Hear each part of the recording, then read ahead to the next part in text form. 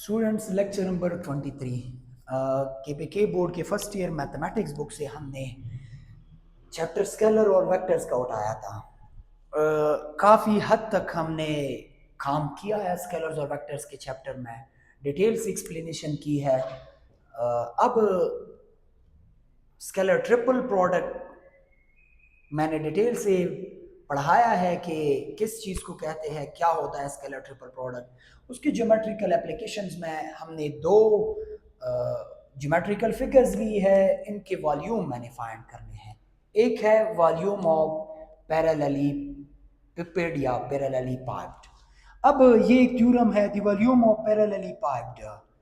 कैसे volume of parallelepiped geometrical figure है, इसका वॉल्यूम हम कैसे फाइंड करते हैं।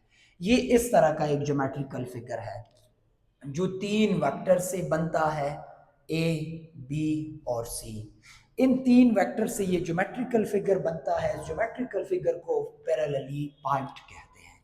अब पैरेलली पाइप्ड का हम क्या करते हैं, वॉल्यूम फाइंड करते हैं। वॉल्यूम फाइंड करने के लिए तीन वेक्टर जरूरी है, ए, बी और सी। बेस, ये दोनों बेस के एरिया को इन दोनों वेक्टर से फाइंड कर लेंगे, फिर हाइट के लिए ये सी को यूज कर लेंगे।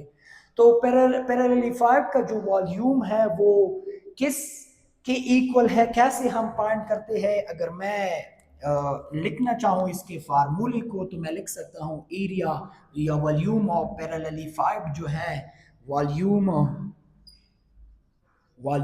Of parallelly piped. इस ज्योमेट्रिकल फिगर की वॉल्यूम को कैसे फाइंड करेंगे, इस ज्योमेट्रिकल फिगर की वॉल्यूम को फाइंड करेंगे इसके एरिया को जब मल्टीप्लाइड करेंगे इसके हाइट से। इसके एरिया को अगर देखा जाए, ये वेक्टर और ये दोनों एडजेसेंट वेक्टर्स इसकी एरिया को बना रहे हैं। ये दोनों एडजेसेंट वेक्टर्स है, इसका पैरेलल वेक्टर ये है और इसका पैरेलल वेक्टर ये है। तो हम कह सकते हैं कि यहाँ पे क्या है, एक पैरेललोग्राम बन रहा है। तो वॉल्यूम ऑफ पैरेलली पाइप्ड को फाइंड करने के लिए हमारे पास क्या होना चाहिए, area of parallelogram, area of parallelogram multiplied by height.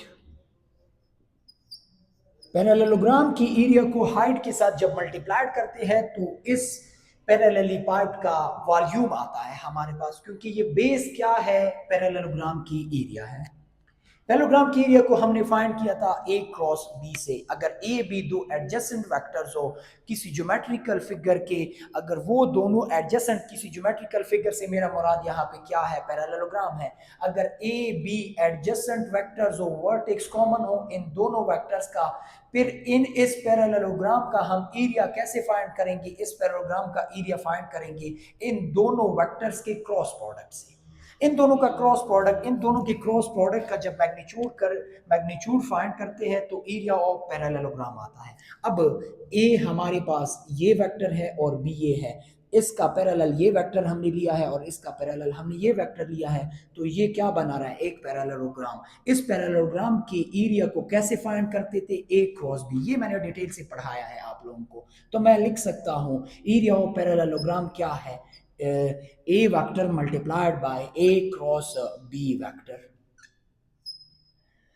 अब मल्टीप्लिकेशन है हाइट के साथ। हाइट क्या है, ये तो हाइट नहीं है। हाइट को अगर हम मेजर करना चाहे तो shortest between two parallel side, अगर ये दोनों पैरेलल साइड है तो एरिया कैसे ले, हाइट कैसे ले ले इन दोनों का, इन दोनों का इस तरह, जो ये शॉर्टेस्ट डिस्टेंस है, ये दोनों पैरेलल है लेकिन इनके दरमियान शॉर्टेस्ट डिस्टेंस ये है। इस शॉर्टेस्ट डिस्टेंस को ये जो रेड मार्कर है ये क्या जाहिर कर रहा है, ये रेड मार्कर जाहिर कर रहा है perpendicular distance between these two vector. तो हम कह सकते हैं कि ये क्या है, हमारे पास इसकी हाइट है। अब इसकी हाइट तो ये है नहीं, तो हाइट को हम कैसे मेजर करते हैं, फिर हम क्या करते हैं, हमने एक वेक्टर ड्रॉ किया है, इस इन दोनों का परपेंडिकुलर वेक्टर, जब ए और बी ये दोनों वेक्टर्स है, ये इनका क्रॉस प्रोडक्ट जब लेते हैं तो एक परपेंडिकुलर वेक्टर आता है, इसको हम ए क्रॉस बी बी कह सकते हैं। ये मैंने क्रॉस प्रोडक्ट में डिटेल से बताया था आप लोगों को। ये ए क्रॉस बी है। अब इस पॉइंट को अगर मैं सपोज कर लूं, ये मेरे पास क्या है, ये मेरे पास डी पॉइंट है, तो यहां पे थीटा बन रही है, यहां पे थीटा बन रही है। अब इस थीटा को अगर देख ले, एक साइड ये है, एक ये है, एक ये, यहाँ पे 90 डिग्री एंगल बन रही है। 90 डिग्री की ऑपोजिट साइड को हम क्या कहते हैं, हाइपोटेन्यूअस साइड, और थीटा की ऑपोजिट साइड को क्या कहते हैं, परपेंडिकुलर साइड।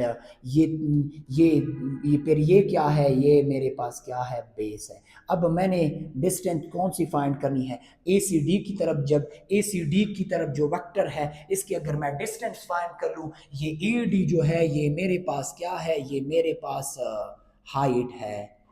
ये मेरे पास हाइट है किस चीज की, इस पैरेलली पाइप्ड ज्योमेट्रिकल फिगर की, पैरेलली पाइप्ड इस ज्योमेट्रिकल फिगर की हाइट क्या है, एडी है। अब एडी को मैं फाइंड कर रहा हूं, मैंने कैसे फाइंड किया है, एडी को कैसे फाइंड करना है, थीटा के ऑपोजिट साइड को परपेंडिकुलर लेते हैं, इसको बेस कहते, इसको हाइपोटेन्यूअस कहते हैं, ये 90 के ऑपोजिट है, इसको बेस कहते हैं।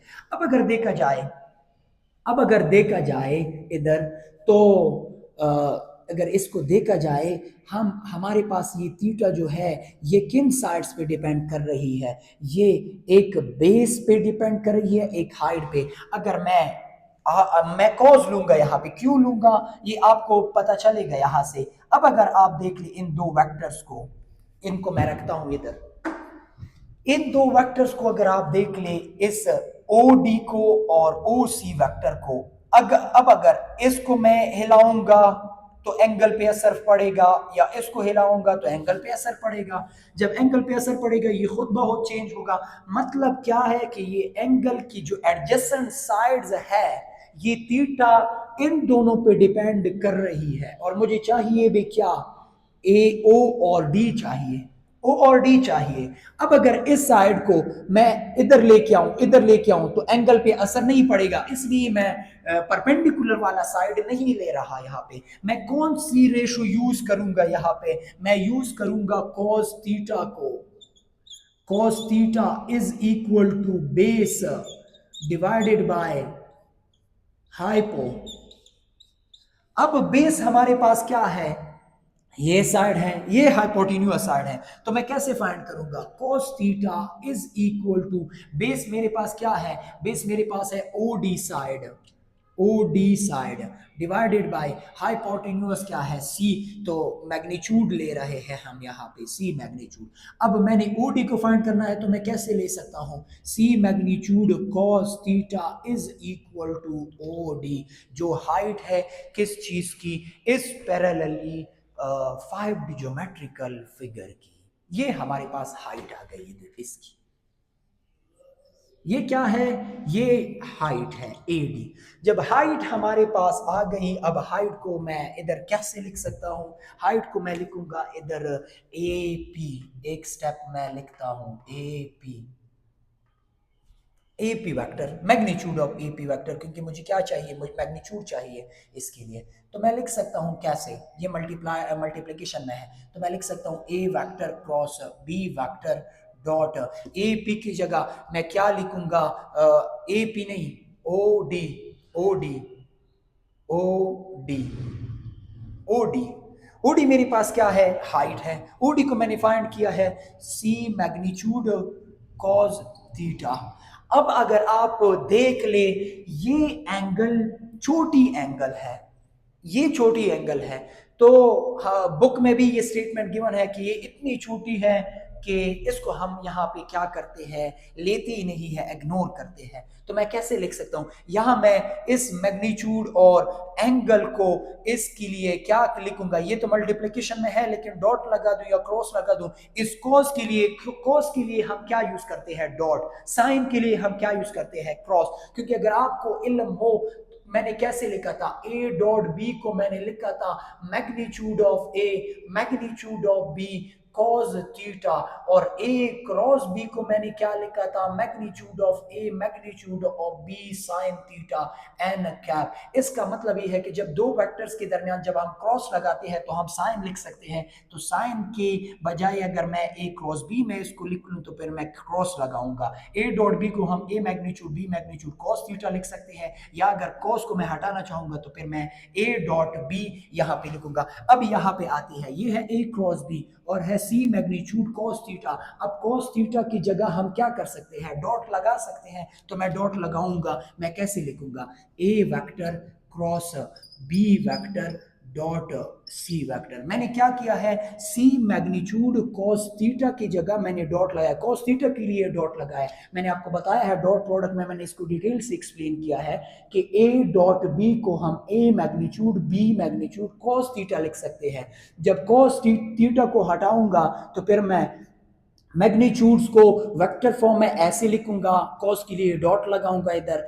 ए क्रॉस बी को ऐसे लिख सकते हैं, जब साइन और डायरेक्शन हटाऊंगा तो मैं ए बी वेक्टर के दरमियान क्या लिखूंगा, क्रॉस लिखूंगा। तो अब हमारे पास क्या आया है, एरिया ऑफ पैरेललोग्राम से तो ए क्रॉस बी आया है। ये पिछले लेक्चर में मैंने डिटेल से एक्सप्लेन किया है, आप पैरेललोग्राम की एरिया को देख सकते हैं। हमने इस तरह फाइंड किया था पैरेललोग्राम की एरिया को। और हाइट जो है वो ओ डी साइड है, ओ सी डी की तरफ जो साइड है, जो वेक्टर है, इसको हम हाइट कहते हैं। हाइट को मैंने किससे फाइंड किया है, कॉस से फाइंड किया। कॉस से क्यों फाइंड किया है, क्योंकि ये थीटा के जो इफेक्टिव कंपोनेंट्स है, वेक्टर्स है, वो ये दो एडजेसेंट वेक्टर है। अगर मैं ओ सी वेक्टर को यहाँ से इधर लेके आऊंगा तो थीटा पे इफेक्ट पड़ेगा, या इधर लेके आऊंगा तब भी थीटा पे इफेक्ट पड़ेगा, या ओ डी को यहाँ से रोटेट करूंगा तब भी थीटा पे इफेक्ट पड़ेगा। तो ये दो कंपोनेंट जो है इफेक्टिव कंपोनेंट्स है थीटा के। अब जब हम इन इन दो में से इस बेस को फाइंड कर रहे हैं तो मैं कौन सा थीटा यूज करूंगा, बेस भी हो जिसमें हाइपोटेन्यूज भी हो, तो वो कौन सी रेशो है, वो कॉज रेशो है। कॉज रेशो को हमने यूज किया है, यहाँ से हमने ओडी को फाइंड किया है। ओडी को जब फाइंड किया है, सी मैग्नीट्यूड कॉस थीटा, ओडी की जगह मैंने सी मैग्नीट्यूड कॉस थीटा लगाया है। अब कॉस की जगह मैग्नीट्यूड से जब वेक्टर फॉर्म में शिफ्ट कर रहे हैं तो हम लिख सकते हैं ए कॉस बी डॉट सी। अब ये तीनों वेक्टर्स क्या है, स्केलर ट्रिपल प्रोडक्ट में है, ये ट्रिपल प्रोडक्ट है। ये हमें क्या दे रहे हैं, ये हमें volume of parallelly five geometrical की वॉल्यूम दे रहे हैं। अब हमारे पास है एक दूसरा टेट्राहेड्रॉन, नाम से जाहिर हो रहा है। अगर आप इसको एक बार देख ले, मैं इधर कोशिश कर लूंगा कि मैं ज्योमेट्री इसकी बनाऊं। ये मेरे पास क्या है, एक बेस है। अगर यहाँ पे मैं तीन मार्कर यहाँ पे लूंगा, ऐसे तीन मार्कर लूंगा, तो मेरे पास एक ट्रायंगल ये बनेगी, ये वाली एक ये ट्रायंगल बनेगी, एक ये बनेगी, और ये नीचे ट्रायंगल बनेगी। तो क्या बनता है, यहाँ पे चार पेसेस बनते हैं। ये चार बेसिस जो है ये ट्रायंगल्स के है, इसलिए टेट्राहेड्रॉन इसको कहते हैं। टेट्रा मतलब फोर, हाइड्रॉन जो इस ज्योमेट्रिकल फिगर की शेप है, ये चार ट्रायंगल से बनती है। अब अगर इस ज्योमेट्रिकल फिगर को देख लिया, हमने क्या फाइंड करना है, इसकी वॉल्यूम फाइंड करनी। इसकी वॉल्यूम को कैसे फाइंड करेंगे, पहले हम बेस की तरफ देखेंगे। अब ये इधर इसकी वॉल्यूम क्यों फाइंड कर रही है, आप ये भी पूछेंगे। जब ये पूछेंगे तो मेरा आंसर ये होगा इस क्वेश्चन के लिए, क्योंकि ये तीन वेक्टर से बनता है, एक ये वेक्टर और ये एक ये वेक्टर और एक ये वेक्टर। मेरे पास तीन पॉइंट्स है बी, मेरे पास तीन पॉइंट्स है ए बी और सी, ये तीन वेक्टर्स है, तीन वेक्टर से ये बन रहा है, इसलिए स्केलर ट्रिपल प्रोडक्ट की जरिए से इसकी वॉल्यूम फाइंड कर रहे हैं। ये भी तीन वेक्टर से बन रही थी ये ज्योमेट्रिकल फिगर, ए बी और सी। मैंने इसकी वॉल्यूम उस तरह फाइंड की थी, अब इसका वॉल्यूम फाइंड कर रहे हैं। वॉल्यूम ऑफ टेट्राहेड्रॉन का अगर आप देख ले, वॉल्यूम ऑफ टेट्राहेड्रॉन हम कैसे फाइंड करते हैं। वॉल्यूम ऑफ टेट्राहेड्रॉन, टेट्राहेड्रॉन जो है ये 1 divided by 3 base area multiplied by height. इस फार्मूला को यूज करके हमने इसकी क्या करनी है, वेक्टर की मदद से इन तीन को टर्मिनल एजेस जो है, ये तीन को टर्मिनल एजेस है। को टर्मिनल एजेस क्यों है, ये एजेस है इस टेट्राहेड्रॉन की, ये एक पॉइंट से ओरिजिनेट हो रहे हैं, ओरिजिन से, इसलिए इसको को टर्मिनल एजेस कहते हैं। अब इस टेट्राहेड्रॉन की हमने पहले क्या करनी है, बेस की एरिया फाइंड करनी है। बेस की एरिया, बेस क्या है इधर, अगर आप देख लीजिए, ये जो है ओ सी बी की तरफ वेक्टर, ओ सी सी की तरफ वेक्टर, फिर इसको इसके साथ ज्वाइन करते हैं, तो ये जो ज्योमेट्रिकल फिगर बनती है यहाँ पे, इसको हम कह सकते हैं बेस। ये बेस किस टाइप का ज्योमेट्रिकल फिगर है, ये एक ट्राइंगल है। ट्राइंगल की एरिया को हम कैसे फाइंड करते हैं, बेस मल्टीप्लाइड बाय हाइट। अब दो वेक्टर नोन है, एक बी है और एक सी है, आपकी मर्जी है, इधर आप बी को बेस लेते हैं या सी को हाइट लेते हैं, एक हाइट है और एक बेस है। तो मैं लिख सकता हूं एरिया ऑफ बेस की जो एरिया है वो ट्राइंगल की एरिया से बनती है, base multiplied by height divided by 2, इस तरह हम फाइंड करते हैं। तो बेस क्या है, बी है या सी को आप सपोज कर ले, जो भी आप लिख सकते हैं। इसके लिए ये बात आप खुद सोच सकते हैं, ये जरूरी नहीं है कि आप इसको बेस ले लिया, इसको ले, एक बेस है और दूसरा हाइट ऑफ अ ट्राइंगल है मेरे पास, तो मैं लिख सकता हूं बेस एरिया क्या है, ट्राइंगल की एरिया है, base area is equal to 1 divided by 2 base multiplied by height.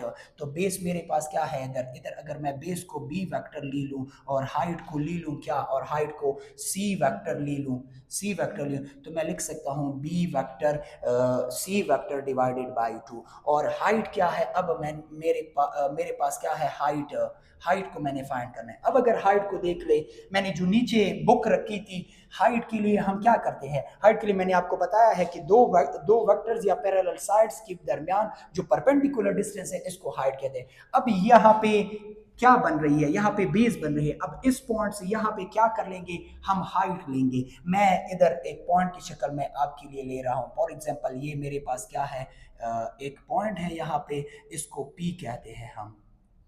ये ए से पी की तरफ जो वेक्टर है या पी से ए की तरफ जो वेक्टर है, ये हमारे पास क्या है, हाइट है। मैं लिख सकता हूं A P vector is equal to height, ये क्या है, हाइट है। अब इसको कैसे फाइंड करेंगे, तो हमने हाइट को यहां से बनाया है इस टर्मिनल पॉइंट से, तो मैं इस थीटा को क्या लिखूंगा, इधर मैं थीटा को रिप्रेजेंट करूंगा, और मेरे पास जो ट्राइंगल बनेगी वो ये बनेगी, ये ओ पी और इससे ए की तरफ। अब अगर देख ले इन तीन पॉइंट्स को, मेरे पास इस थीटा, थीटा के जो इफेक्टिव, थीटा की ऑपोजिट साइड को क्या कहते हैं, इसको हम कह सकते हैं परपेंडिकुलर। और ये दो साइड्स हैं, एक 90 के ऑपोजिट है, 90 के ऑपोजिट साइड को क्या कहते हैं, हाइपोटेन्यूअस साइड, और इसको हम क्या कह सकते हैं, बेस साइड। और हमने फाइंड क्या करना है, बेस की, बेस ही फाइंड करनी है, मैंने बेस ही फाइंड करनी है, base B A S E, base find करनी। बेस क्या है, ए P magnitude.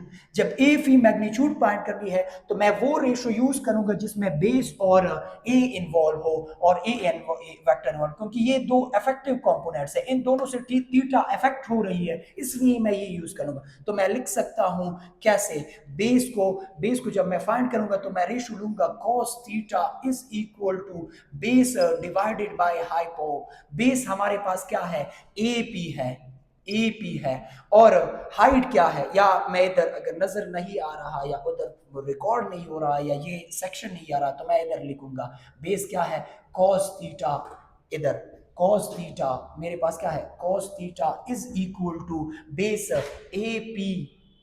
A P magnitude divided by hypotenuse O A magnitude. O A किसकी इक्वल है, ए मैग्नीट्यूड के। तो मैं लिख सकता हूं cos theta multiplied by A magnitude is equal to A P magnitude, इस तरह मैं लिखूंगा ए पी मैग्नीट्यूड को। तो ए पी मैग्नीट्यूड को मैं, हाइट को फिर मैं कैसे कैसे लिख सकता हूं, हाइट को मैं ए पी की फॉर्म में लिख सकता हूं cos थीटा ए।